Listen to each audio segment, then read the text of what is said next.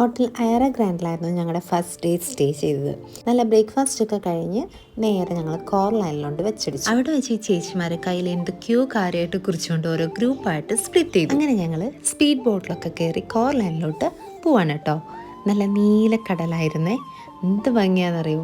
4 activities ഉള്ളൊരു package ഞങ്ങൾ choose ചെയ്തതിൽ parasailing, snorkelling, banana boat, jet sky ഇതൊക്കെ കൂടെ ഉണ്ടായിരുന്നു കേട്ടോ. 1500 ബാത്തായിരുന്നു. അങ്ങനെ ഞങ്ങൾ പാരാസെയിലിങ്ങിന് ഞങ്ങൾ ഒരുങ്ങിക്കിട്ടി ഇറങ്ങി. ആദ്യം തന്നെ മിഷയാണ് കേട്ടോ മുന്നിട്ട് ഇറങ്ങിയത്. പുള്ളിക്കാരി ഇച്ചിരി അണ്ടർവെയിറ്റ് ആയതുകൊണ്ട് തന്നെ ഇവളുടെ പുറകിൽ വേതാളം പോലൊരു പുള്ളിക്കാരൻ കൂടെ ഉണ്ടായിരുന്നു.